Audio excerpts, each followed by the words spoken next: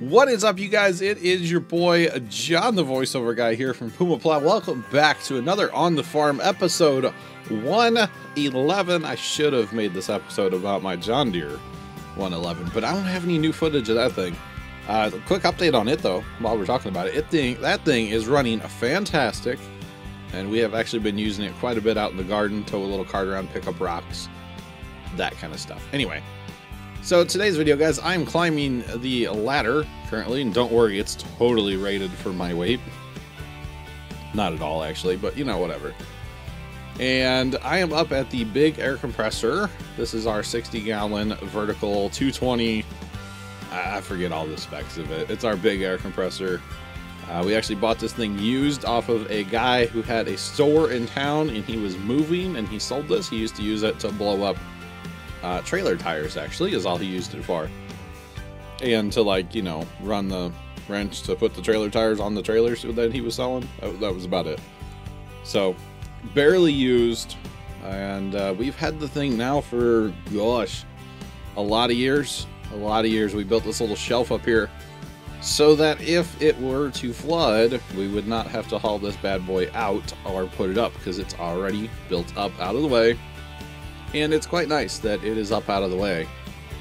And yes, as you can see, there is plastic airline or plastic half-inch water pipe. I know we're really not supposed to use it, but it's rated for like 600 psi. We're only running like 120, so 110, something like that.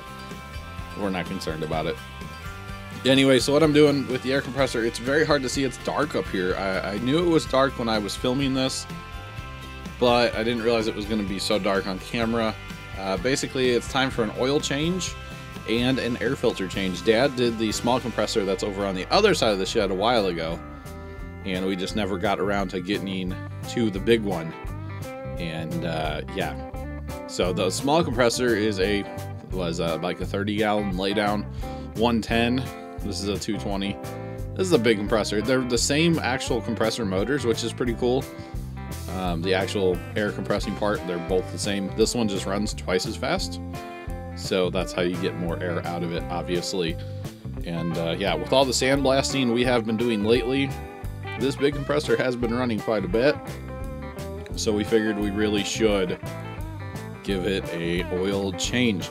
Now, we probably are changing the oil more often than we actually need to, but we feel like down in the shed, you get a lot of dirt, so we feel like it is a good idea to go ahead and change the oil and the air filter more often than most people probably would.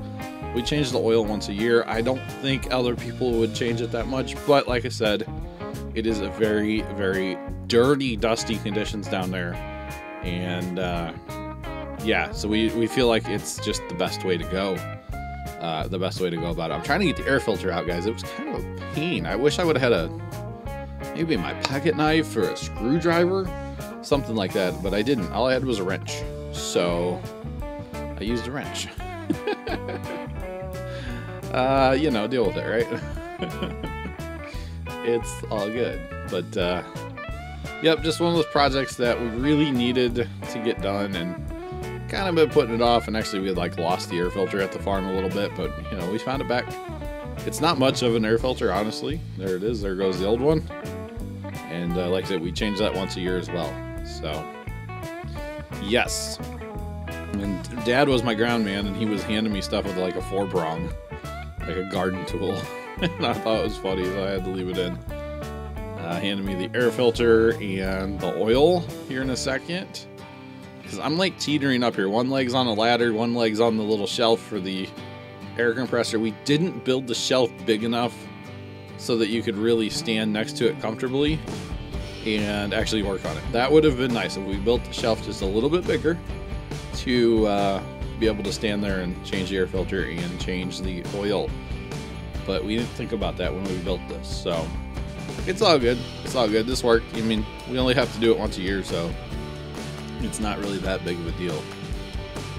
Not really that big of a deal. You can see where we're at in the shed is where, you know, where we parked the big tractor, the Case 995.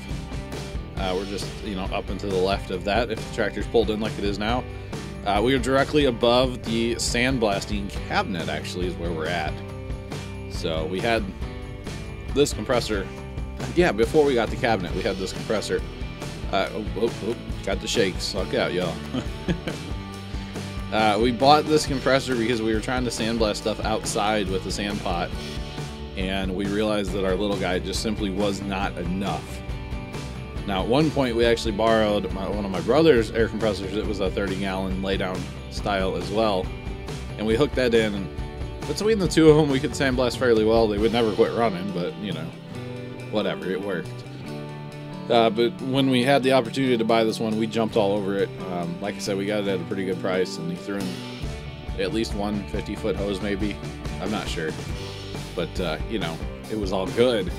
And with this one, with our new sandblast pressurized pot, it's weird. Sometimes it will kick out and it won't run continuous, and other times it will. I think it has to do with like how clean or dirty your sand is, or how big your nozzle is in your gun. The bigger the nozzle gets, obviously the more air you're going to use. So there's that. And right now the nozzle that's in our gun is pretty massive. It just, they wear out so fast. So there we are, guys, putting the level fill plug back in. And I should probably, you know, we ran the air compressor the day of filming this, of course. I should probably crawl back up there and give it a check just to make sure it's good to go. Maybe I'll do that next time I'm down there. But it's so hot, and then you climb the ladder up in the shed here, and you're like, whew, I'm in an oven. Like, it's terrible. It's so hot up in the shed. So here we are back at the cabinet, guys, and we have made a few improvements. This is Dad's idea here, because changing out the film on the glass, there's like a protective film on the inside, is kind of a nightmare when it's all bolted down. So what he did is he cut those black strips all around. It's just wood. We cut those, or Dad cut those on a 45, drilled the holes and all that stuff. Basically made a frame. Then he put those little clamp things on there.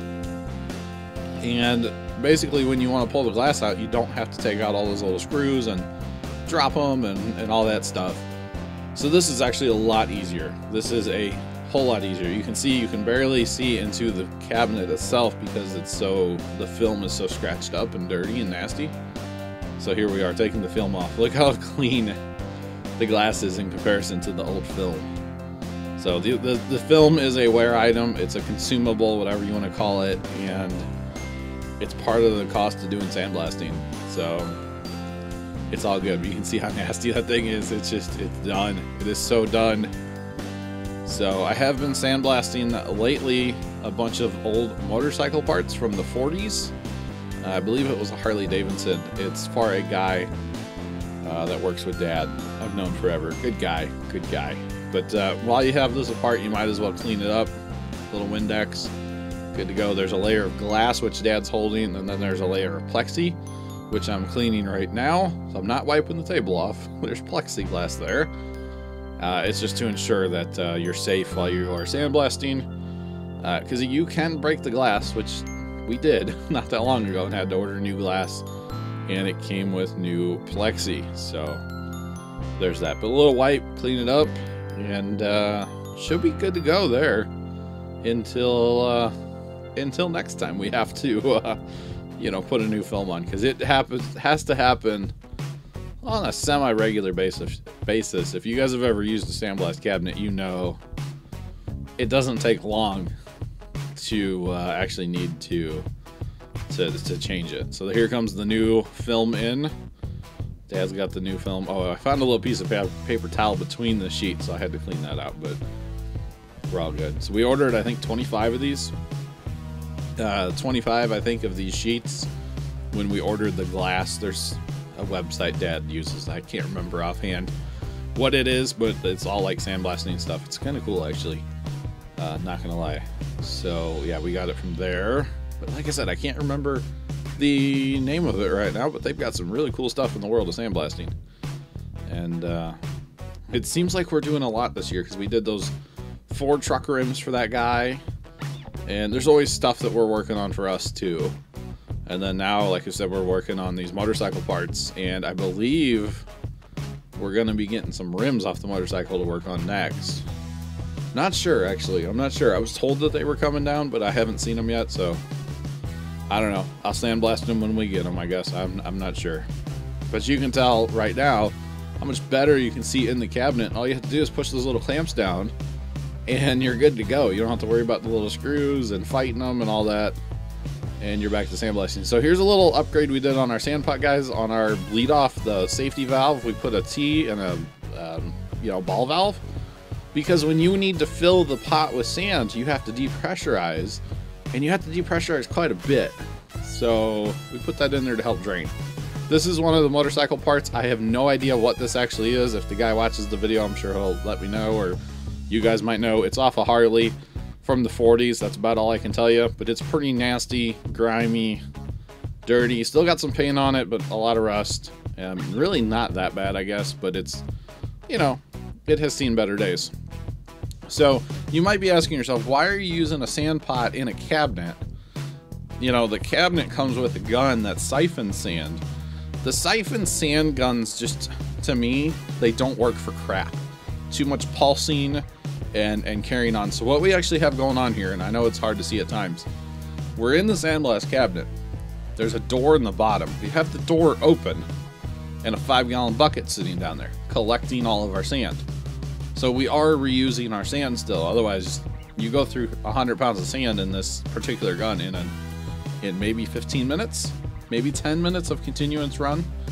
So we are reclaiming the sand and using it over and over again.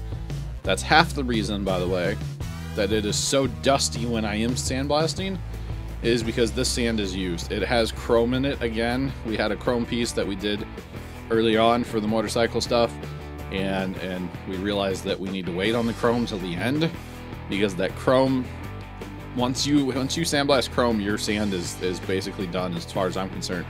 Very dusty. The sand is still working quite well. If you use sand too many times, it becomes not abrasive, and it rounds the edges off basically of the sand. So we're doing pretty good still with the sand as far as the abrasiveness of it. And after we get these motorcycle parts done, before we go to the rims, we will be changing our sand out again, 100-pound bag. We go over to our local sand company and pick it up. But really, this particular part didn't take very long. This gun on this sand pot, the pressurized sand pot from Harbor Freight, it actually works awesome. It's very little pulsing. Even when it does pulse, you're still getting a ton of sand on, like, the quote low pulse, you know, on the down. Look at that. It was 10 minutes later, real time. That part's done, and that is clean.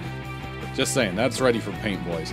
So make sure you hit that like button for more. Subscribe if you have not already done so. I really do appreciate everybody watching another On the Farm. Hope you guys enjoyed it. Like I said, thanks for watching, and toodles.